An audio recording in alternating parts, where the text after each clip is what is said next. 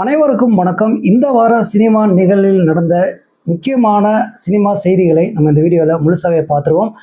ரஞ்சித் அவர்கள் வேட்டுவம் படத்தை முடிச்சுட்டு அடுத்த கையோடு பார்த்தீங்கன்னா சார்பேட்டா பரம்பரை 2 இயக்குவதற்கு இறங்கிட்டாருங்க. பார்த்தீங்கன்னா சென்னை ஃபிலிம் சிட்டியில் செட்டுகள் போடப்பட்டு இதற்கான பணிகள் நடந்து கொண்டு இருக்கிறது. இதில் பார்த்தீங்கன்னா ஆகஸ்ட் 13ஆம் தேதி ஷூட்டிங், முதல் நாள் ஷூட்டிங் தொடங்க இருப்பதாக தகவல். இதில் சார்பேட்டா பரம்பரையில் பார்த்தீங்கன்னா 1970 காலகட்டங்களில் நடக்கிற மாதிரி கதைக்களம் அமைச்சிருப்பார் ரஞ்சித் அவர்கள். ஆனால் இதில் பார்ட் 2 பார்த்தீங்கன்னா எப்படி 80-90 நம்ம நினைப்பு வந்துடுறீங்களா, ஆனால் கொஞ்சம் பேக்கில் போகிறாராம். அதாவது 40-50களில் நடந்த அந்த நிகழ்வுகளை போல் இந்த படத்தில் கதைக்களம் அமைச்சிருக்காராம். இப்போ பார்த்தீங்கன்னா ஒட்டுமொத்தமாகவே ஆர்டிஸ்ட் எல்லாருமே பார்த்தீங்கன்னா அவங்க உடம்பு, அதாவது அவங்களோட பாடி லாங்குவேஜ் எல்லாம் டோட்டலாக சார்பேட்டா பரம்பரை 1க்கும் பார்த்தீங்கன்னா 2க்கும் வித்தியாசம் இல்லாத மாதிரி பார்த்தீங்கன்னா பண்ண இருப்பதாகவும் தகவல் இருக்கிறது. எப்படியோ சார்பேட்டா பரம்பரை பார்த்தீங்கன்னா பேசப்பட்ட ஒரு படம். 2க்கும் பார்த்தீங்கன்னா நிறைய ரிஸ்க் எடுக்க பார்த்தீங்கன்னா ரஞ்சித் தயாராக இருக்கிறாராம். 13ஆம் தேதிக்கு வரும் இந்த ஷூட்டிங் ஸ்டார்ட் ஆகுதுங்க. அடுத்ததாக பார்த்தீங்கன்னா விஜய் சேதுபதி அவர்கள் பாக்கெட் நாவல் அப்படின்ற ஒரு படத்தில் நடித்து கொண்டு இருக்கிறார். அதாவது ஒரு நாள் 2 நாள் ஷூட்டிங் போயிடுச்சுங்க. அடுத்த கட்ட ஷூட்டிங் அடுத்த கட்ட ஷெடியூல் போட்டிருக்கான்னு வச்சுங்களேன். அது இன்னும் ஒரு சில வாரங்கள் நடக்க இருக்குதுன்னு தகவல் வெளியாக இருக்கிறது. இதில் முக்கியமான ஒரு விஷயம் என்னன்னா, அதாவது விஜய் சேதுபதி மகன் சூர்யா அடுத்து எந்த படத்தில் நடிக்க போகிறாரு, அதாவது ஹீரோவை அடுத்து தொடர போகிறாரா அப்படின்னு எதிர்பார்த்த சமயத்தில் இந்த பாக்கெட் நாவல் படத்தில் ஒரு முக்கியமான ரோலை நடிக்கிறாங்களாம். அதாவது விஜய் சேதுபதி எப்படியாவது பெரிய ஹீரோக்குன்னு நினச்சிட்டு இருந்தார். ஆனால் அதற்கான தயாரிப்பாளர் சரியாக அமையாமல் இருந்ததுனால பார்த்தீங்கன்னா இந்த படத்தில் அவருடன் ஒரு முக்கியமான ரோலில் நடிப்பு இருப்பதாகவும் தகவல் வெளியாக இருக்கிறது. அடுத்ததாக பார்த்தீங்கன்னா வெற்றிமாறனும் தனுஷும் இணைய போகிற தமிழ் முருகன் அப்படின்ற ஒரு படம் பார்த்தீங்கன்னா ஒரு ப்ரொமோஷன் வெளியில் விட்டுருந்தாங்க இந்த டைட்டிலோட. இந்த படம் பெரும் எதிர்பார்ப்பை ஏற்படுத்துதுங்க. அதாவது தமிழ்நாடு மட்டும் இல்லை, இந்தியா முழுமைக்கும். ஆனால் இந்த படம் உடனே ஸ்டார்ட் பண்ணப்படுமா அப்படின்னா கண்டிப்பாக இல்லைன்னு சொல்கிறாங்க. இது அறிவிப்பாக தான் தற்போது அறிவித்திருக்கிறார்கள். ஆனால் ஒரு 2 வருடங்கள் ஆகும்னு சொல்கிறாங்க. 2 வருடம் ஆகுதுன்னா இப்பயே உடனே இந்த தலைப்பில் அதாவது தமிழ் முருகன் சொல்லிட்டு, ஏன்னா முருகன் ஆரம்பிச்சிடலாம், அதனால் தமிழ் முருகன் அப்படின்ற ஒரு கேள்வியில் நம்ம கேட்க தோணுதா இல்லையா? ஆனால் இப்பொழுது அவர் ஒரு இயக்கம் ஆரம்பிச்சிருக்காரு பார்த்தீங்களா, அப்படியே கட்சி ஆரம்பிக்க போகிறாராம். அதுக்கு தமிழ் முருகன்ற டைட்டிலுக்கும் அதுக்கும் டச்சிங்காக இருக்குது அப்படின்றதுனால முன்னாடியே அறிவிச்சிருக்காங்க அப்படின்னு சொல்கிற ஒரு தகவலும் வெளியாக இருக்கிறது. ஆனால் கண்டிப்பாக படம் ஸ்டார்ட் பண்ணுறது உறுதிதாங்க. ஆனால் தற்போதைக்கு இல்லை அப்படின்றாங்க. இதில் இன்னொரு தகவல் என்னென்னா 300 - 400 கோடி பட்ஜெட் இருக்கும் அப்படின்னு சொல்கிறாங்க. ஏன்னா பாகுபலியை போல் ஒரு பிரம்மாண்ட படமாக தயாரிக்க இருக்கிறாங்களாம். அதற்கான காலங்களும் பார்த்திங்கன்னா அதுக்கு எடுத்துக்கொள்ளக்கூடிய அந்த சூழ்நிலை உருவாயிருக்கு அப்படின்னு சொல்கிறாங்க. இதில் தனுஷுக்கும் பார்த்திங்கன்னா 2-3 படங்கள் இருக்குது. வெற்றிமாறன் இந்த பக்கம் அரசன் படத்தை எடுத்துக்கிட்டே தான் இருப்பார்னு வச்சுங்களேன். அதுக்கு அடுத்த படம் தமிழ் முருகனா இல்லை வேற ஒரு படமா அப்படின்றதும் தெரியாது. ஏன்னா வெற்றிமாறன் அடுத்தடுத்த படங்களில் கான்சன்ட்ரேஷன் பண்ணும்போது ஏகப்பட்ட மாற்றங்கள் நடக்கும். அதே மாதிரி தமிழ் முருகனுக்கு நடக்குதா இல்லையா, இல்லை 2 வருடங்கள் கழித்து உண்மையுமே ஸ்டார்ட் பண்ண போகிறார்களா அப்படின்றத நம்ம பொறுத்து தான் பார்க்கணுங்க. இதில் அடுத்ததாக பார்த்தீங்கன்னா கட்டா குஸ்தி 2 சக்க போட்டிருக்கிறது. 2 வாரம் கழித்தும் பார்த்திங்கன்னா இன்னும் ஹவுஸ்ஃபுல்லாக தான் அங்கே போயிட்டுருக்கிறது. நீங்கள் வெள்ளி சனி ஞாயிறு 3 நாள் போனீங்கன்னா எல்லா தேட்டர்லையும் ஹவுஸ்ஃபுல்லாக தான் போயிட்டுருக்கு.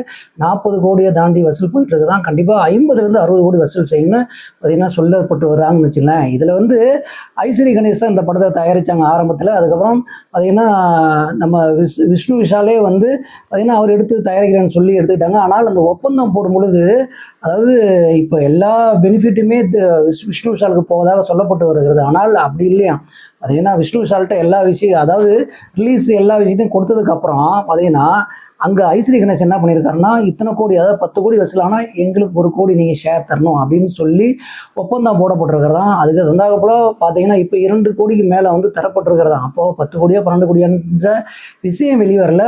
ஆனால் பார்த்தீங்கன்னா ஐஸ்வரி கணேஷுக்கும் இதில் பெனிஃபிட் இருக்குது அப்படின்னு சொல்லி ஒரு தகவலியாக இருக்குதுங்க.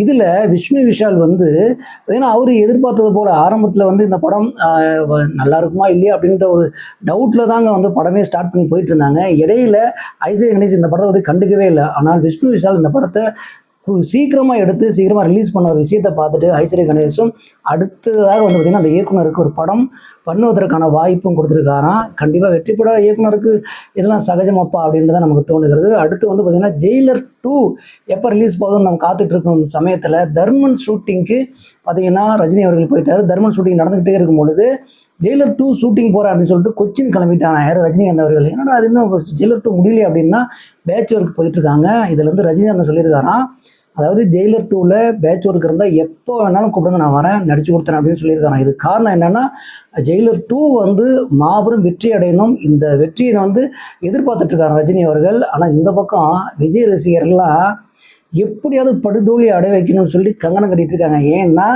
இங்கே விஜய் அவர்கள் முதல்வர் ஆனதுக்கப்புறம் ரஜினி என்னென்ன பேசினார் என்ன பண்ணார்ன்றது எல்லாத்துக்குமே தெரியும். என்னென்ன சம்பவம் நடக்க போகுதுன்றது நம்ம பொறுத்திருந்து பார்க்கலாம். இங்கே தர்மனும் வந்து பார்த்திங்கன்னா ஒரு நல்ல கதைன்னு சொல்கிறாங்க. அதுவும் வந்து பார்த்திங்கன்னா ஷூட்டிங் ஷெட்யூல்லாம் பக்காவாக பிளான் பண்ணியிருந்தாங்களா. அதுக்கு வந்து பார்த்திங்கன்னா எதற்கு அப்படின்னு பார்த்திங்கன்னா பொங்கல் ரிலீஸ் பண்ணுறதுக்கான பிளான் இருக்குதுன்னு சொல்கிறாங்க.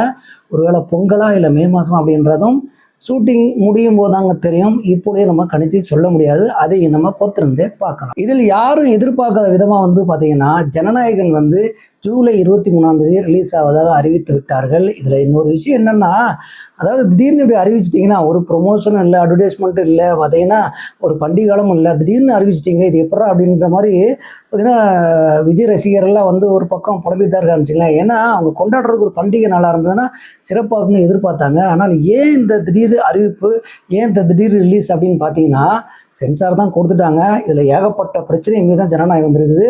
அதனால் உடனே ரிலீஸ் பண்ணி ஆகணும் அப்படின்னு சொல்லி தயாரிப்பு தரப்பு அழுத்தம் கொடுத்ததுனால ரிலீஸ் தேதியை அறிவிச்சிருக்காங்களாம். இருந்தாலுமே விஜய் ரசிகர்கள் கொண்டாட தயாராகிட்டு வருகிறார்கள். இதில் இன்னொரு விஷயம் என்னன்னு பார்த்தீங்கன்னா விஜயோட ஜனநாயகன் ரிலீஸ் ஆகிறதுனால, அதாவது விஜய் மகன் சஞ்சய் அவர்கள் இயக்கிய படம் வந்து தள்ளி போவதாகவும் தகவல் இருக்கிறது. இதில் இன்னொரு விஷயம் என்னன்னு பார்த்தீங்கன்னா விஜய் மகன் சஞ்சய் அவர்கள் வந்து ஹீரோவாக நடிக்க போவதாகவும் தகவல் வந்து பேசப்பட்டு வருகிறது. சமூக வலைதளங்க இதை பார்த்திங்கன்னா கூஸ்பம்பாக வந்து பார்த்திங்கன்னா வைரல் ஆக்கிட்டு இருக்காங்க. இதை பற்றி விசாரிக்கும் பொழுது பார்த்திங்கன்னா லைக்கா நிறுவனம் வந்து தயாரிக்க இருப்பதனால லைக்கா நிறுவனத்தை விசாரிக்கும் பொழுது அவங்க என்ன சொல்கிறாங்கன்னா, கண்டிப்பாக வந்து நாங்கள் தான் வந்து அதாவது விஜய் மகன் சஞ்சய் வந்து இயக்குனர் ஆக்கியிருக்கிறோம் எங்கள் கம்பெனியில். அதே மாதிரி அவர் ஹீரோவாக நடிக்கிற படமும் கண்டிப்பாக எங்கள் கம்பெனியில் தான் நடிப்பார். ஆனால் தற்போது சஞ்சய் அவர்கள் ஹீரோ நடிப்பதை பற்றி எதுவும் சொல்லவில்லை. ஆனால் நடிப்பதாக இருந்தால் கண்டிப்பாக நம்ம தயாரிப்பில் தான் நடிப்பாங்க அப்படின்ற மாதிரி சொல்லியிருக்காங்க.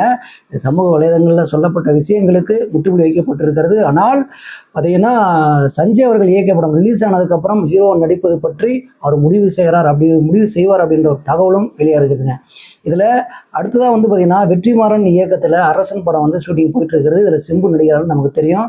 பார்த்திங்கன்னா அதோட ப்ரொமோ வீடியோலாம் பார்த்துட்டு பயங்கர கூஸ்பமாக இருந்தது. அதில் யுவன் சங்கர் ராஜாவோட பேக்ரவுண்ட் மியூசிக் இன்னும் பார்த்திங்கன்னா இந்த 1 இயராக வந்து பார்த்திங்கன்னா எல்லாவோட அதாவது எந்த விஷயம் நடந்தாலும் அதுக்கு பேக்ரவுண்ட் மியூசிக்காக போட்டு பார்த்திங்கன்னா செம்ம வைரல் ஆகிட்டு இருக்காங்க. ஆனால் ஷூட்டிங் வந்து 1 இயருக்குள்ளே முடிக்கலான்னு பிளான் பண்ணி தாங்க இந்த ஷூட்டிங் போனாங்க. சரி முடிஞ்சிருமா இந்த செப்டம்பருக்குள்ளே அப்படின்னு எதிர்பார்த்தா, ஆனால் இந்த 60 நாள் ஷூட்டிங் பேலன்ஸ் இருக்கான். அதாவது 60 நாள் ஷூட்டிங் இன்னும் போக வேண்டியது இருக்குது அப்படின்னு சொல்லி வெற்றிமாறன் தரப்பில் சொல்கிறாங்களாம். இப்போ என்ன பண்ணியிருக்காரு வெற்றிமாறன் அப்படின்னு பார்த்தீங்கன்னா, இது வரைக்கும் எடுத்து அதை எடிட்டிங் பண்ணி பார்த்துட்டு இருக்காராம். இதில் என்னென்ன கரெக்ஷன் பண்ணலாம், இல்லை இது போதுமா அப்படின்றதெல்லாம் பார்ப்பாராம். இதுக்கு முன்னாடி எல்லா படத்தையும் அப்படி பார்த்துட்டு தான் ரீஷூட்டிங் போயிட்டே இருக்குன்னு வச்சுக்கலாம் வருடக்கணக்கா. இதை பார்த்த நம்ம சிம்பு அவர்கள் வந்து லண்டன் போயிட்டு வராங்க. எப்போ வர போகிறாருன்றது தெரியல. அதாவது வெற்றிமாறன் வந்து ஷூட்டிங் தயாராகிட்டாருன்னா வருவார்னு நினைக்கிறேன். சரி அதையும் நம்ம என்ன நடக்க போகுதுன்றது பொறுத்திருந்தே பார்க்கலாம். ஏன்னா வெற்றிமாறனோட நிலவரம் மற்ற படங்கள் நடந்தது தான் அரசாங்கம் நடக்கும். இதில் என்ன குட்டிகரணம் வந்து சிம்பு போட்டாலும் சரி, தயாரிப்பாளர் போட்டாலும் சரி, அது நடக்காதுன்றது வெட்ட வெளிச்சமாக இந்த விஷயத்தில் நல்லாவே தெரியுது. அஜித் அவர்கள் படம் வந்து அடுத்து யார் தயாரிக்க போகிறாங்க, யார் ஹீரோயினி, அடுத்து டைரக்டர் யார் அப்படின்றதெல்லாம் வந்து அஜித் ரசிகர்கள் மட்டும் இல்லை மற்ற எல்லா ரசிகர்களுமே எதிர்பார்த்துட்டு இருக்காங்க. ஏன்னா 2 வருஷம் படமே இல்லை, எப்போதாப்பா அஜித் அடுத்த படத்தை பண்ண போகிறார் அப்படின்ற ஒரு கேள்வியை வந்து கேட்டுக்கிட்டே இருக்கிறாங்க. சமூக வலைதளங்கள் தொடர்ந்து ட்ரோல் பண்ணிட்டு வராங்க வச்சுங்களேன். ஆனால் இன்னும் தயாரிப்பாளர்களிடம் பேசி கொண்டு தான் இருக்கிறாங்களாம். யாரும் தயாரிப்பாளர் முடிவாகலையா. ஆனால் ஏன்னா டெக்னீஷியனுக்கும் ஆர்டிஸ்ட்டுக்கெல்லாம் அட்வான்ஸ் கொடுத்துட்ருக்காங்களாம். என்னது தயாரிப்பாளரே முடிவாகலை, எப்படா இதெல்லாம் அட்வான்ஸ் கொடுத்துட்ருக்காங்க எல்லாத்துக்கும் அப்படின்ற ஒரு கேள்வி வந்து எழதான் செய்கிறது. ஆனால் அஜித் தரப்பிலிருந்து அட்வான்ஸ் கொடுத்துட்டாங்கன்னா தயாரிப்பாளர்கிட்ட பேசிட்டு இருக்கும்போது யாராவது ஒரு தயாரிப்பாளர் வந்தாங்கன்னா அவங்க அட்வான்ஸ் கொடுத்த தொகையெல்லாம் அக்ரிமெண்ட் போட்டதெல்லாம் ட்ரான்ஸ்ஃபர் பண்ணிடுவாங்க. அதை அவங்க பார்த்துக்குவாங்கன்னு வச்சுங்களேன். ஏன்னா அஜித் படங்கும் போது தயாரிப்பாளர் சில விஷயங்களுக்காக பார்த்தீங்கன்னா பேச்சுவார்த்தை நடக்குது. ஆனால் கூடியவரில் முடிவாகும்னு சொல்கிறாங்க. இதில் அடுத்ததாக வந்து பார்த்திங்கன்னா வடிவேல் அவர்கள் வந்து வீரபாகு அப்படின்ற ஒரு டைட்டிலோட பார்த்திங்கன்னா அடுத்த படத்துக்கு தயாராகிட்டாராம். ஆனால் தயாரிப்பாளர் தாங்க யாருன்னு தெரியல, தயாரிப்பாளர் யாரும் வரலன்னு சொல்கிறாங்களாம். ஏன்னா வடிவேல் பண்ண அட்டகாசம் இருக்குது பார்த்தீங்களா, அது கொஞ்சம் நஞ்சம் இல்லை. இதில் வந்து வீரபாகுன்னு ஒரு முக்கியமான கேரக்டரில் வந்து வடிவேல் நடிச்சிருந்தார். அந்த டைட்டில் இதுக்கு வச்சு கதையெல்லாம் தயார் செஞ்சுட்டாங்க. ஆனால் தயாரிப்பாளர் தான் இல்லை. கண்டிப்பாக ஏதாவது ஒரு தயாரிப்பை வருவாங்க அப்படின்னு வடிவேல் எதிர்பார்த்துட்டு இருக்கிறான். அதுவும் ஒரு புது இயக்குனராக. இந்த படத்தோட டைட்டில் வீரபாகு அப்படிங்கும்போது நம்ம கிரி படம் தான் ஞாபகம் வருது. அதை வச்சு தான் இந்த படத்தோட தலைப்பு வச்சிருக்கிறதாகவும் சொல்லப்படுகிறதுங்க. கருப்பு வெற்றியை தொடர்ந்து அடுத்து ஆர்ஜே பாலாஜி வந்து யாரை வச்சு பண்ண போகிறாங்க அப்படின்ற எதிர்பார்ப்பு தற்போது கிளம்பி இருக்கிறது. ஏன்னா கருப்பு வந்து பார்த்திங்கன்னா இந்த வருஷத்தோட பிளாக் பஸ்டர்னே சொல்லலாம். ஆனால் ஆர்ஜே பாலாஜி வந்து பார்த்திங்கன்னா கருப்பு ரிலீஸ் ஆகுது லேட் ஆகிட்டு இருந்து பார்த்தீங்களா, இந்த ஜனநாயகன் போல் அந்த படமும் லேட் ஆகிட்டு இருந்தது. அந்த லேட்டான அந்த சமயத்தில் வந்து ஹீரோ மணிகண்டனை வச்சு ஒரு படத்தை பண்ணலாம் அப்படின்னு சொல்லி பேச்சுவார்த்தை நடந்து முடிஞ்சிச்சுங்க. பார்த்திங்கன்னா ஆஃபீஸும் போட்டாங்க. ஆனால் கருப்பு ரிலீஸ் ஆனதுக்கப்புறம் மாபெரும் வெற்றி பெற்றதுக்கப்புறம் மணிகண்டனை வச்சு பண்ணுமா அப்படின்னு சொல்லி ஆர்ஜே பாலாஜி யோசிக்கிறாராம். ஆனால் அடுத்து யாரை வச்சு பண்ண போகிறாங்க அப்படின்றது இன்னும் முடிவாகணும்னு சொல்கிறாங்க. இதுக்கு இடையில் ஆர்ஜே பாலாஜி 2 படத்தில் ஹீரோவை நடிக்கிறதுக்கும் கமிட் ஆகிருக்கிறாராம். இயக்கமா ஹீரோவா என்ன பண்ண போகிறாருன்றதையும் நம்ம பொறுத்து தான் பார்க்கணும். ஏன்னா ஆர்ஜே பாலாஜி ரெட்டை குதிரையில் ஓடிட்டுருக்காரு. எந்த குதிரையில் போகலான்னு அவர் முடிவு சொன்னதுக்கப்புறம் தான் நடக்கும். கண்டிப்பாக வந்து இயக்க போவதற்கு லேட் ஆகுன்றது மட்டும் தெரியுது. ஏன்னா ஹீரோக்கள் யாரும் கிடைக்கல. கண்டிப்பாக இவர் ஹீரோ நடிப்பதற்கு வாய்ப்பு நிறையா இருக்குது அப்படின்றது தான் தற்போது நிலவரமே. இயக்குனர் பொன்ராம் அவர்கள் வந்து விஜய் சேதுபதி வச்சு டிஎஸ்பி என்ற ஒரு படத்தை இயக்குனார். அந்த படம் விஜய் சேதுபதிக்கு ஒன்றுலாம் போச்சு, பொன்ராமுக்கு ஒன்றுலாம் போச்சு, அற்ற ஃப்ளாப் ஆயிடுச்சுங்க. அடுத்து வந்து பார்த்திங்கன்னா இவர் நிறையா கம்பெனி வந்து ஏறி இறங்கியிருக்காரு. எப்படியாவது ஒரு பெரிய ஹீரோ வச்சே பண்ணான்னு முயற்சி செஞ்சுருக்காரு. ஆனால் யாருமே வந்து முன் வரலை. இதில் தயாரிப்பாளரும் ஒரு கம்பெனியில் ஓகே பண்ணிட்டு பார்த்திங்கன்னா அடுத்து படம் பண்ணல அப்படின்னு சொல்லிட்டாங்களாம். அதுக்கப்புறம் என்ன பண்ணியிருக்காருன்னா பொன்ராம் அவர்கள் வந்து நம்மளே வந்து பார்த்திங்கன்னா தயாரிச்சிடலாம் அப்படின்னு சொல்லிட்டு ரியோவை வந்து கமிட் பண்ணி வச்சுருக்காங்க ஹீரோவை. அது என்ன படம் அப்படின்னு பார்த்தீங்கன்னா களவாணி 2 வாங்க. இதில் வந்து ரியோ அவர்கள் வந்து யார், சிவகார்த்திகேயன் ஃப்ரெண்டு. இப்போது பார்த்திங்கன்னா அவர் சிவகார்த்திகேயன் அந்த படத்துலேருந்து தான் வந்து பார்த்திங்கன்னா மேலே வந்தாப்புல. அதே மாதிரி ரியோவும் களவாணி 2னா நான் ஓகேன்னு சொல்லியிருக்காராம். இதில் துணிஞ்சு பார்த்திங்கன்னா ஃபைனான்ஸ் வாங்கி யார், நம்ம பொன்ராம் இயக்குனர் அவர்கள் பண்ண இருப்ப தகவல். தயாரிப்பாளர்ன்றது இவ்வளோ கஷ்டன்றது இயக்குனருக்கு நல்லாவே தெரியும். அதில் வந்து பொன்ராம் அவர்கள் வந்து துணிஞ்சு இறங்கியிருக்காருன்னா களவாணி ஹிட் ஆகிடுச்சு, அதே மாதிரி களவாணி 2 ஹிட் ஆகும்னு நினச்சி தான் இறங்கியிருக்காரு. இதனை வரைக்கும் சம்பாதிச்ச அந்த பணத்தை தயவு செய்து விட்டுறாதீங்க அப்படின்றத நம்மளுக்கு கருத்து. ஏனென்றால் சினிமாவில் எப்போ என்ன வேணால் நடக்கலாம். ஆனால் பொன்ராமுக்கு கான்ஃபிடன்ட் இருக்கிறது பாராட்டலாம். ஆனால் தயாரிப்பு அப்படின்ற இடத்துல காலை வைக்கும் போது, தயாரிப்புக்கு இறங்கும் போது பார்த்திங்கன்னா சினிமாவில் கொஞ்சம் பார்த்து தாங்க பண்ணோம். ஏன்னா அடிவானங்கள் லிஸ்ட்டு நிறைய இருக்கிறது. இந்த மாதிரி பார்த்திங்கன்னா தமிழ் சினிமா நடக்கும் நிகழ்வுகளை உடனுக்குடனே தெரிஞ்சுக்கணும் அப்படின்னாலுமே, விமர்சனங்களை பார்த்திங்கன்னா உண்மைக்கு நிகராக நீங்கள் தெரிஞ்சுக்கணும் அப்படின்னாவே மகேஷ் சினிமாவை சப்ஸ்கிரைப் செய்யுங்க. மறக்காமல் தொடர்ந்து சப்ஸ்கிரைப் பண்ணிட்டு ஃபாலோ பண்ணுங்கள். நன்றி.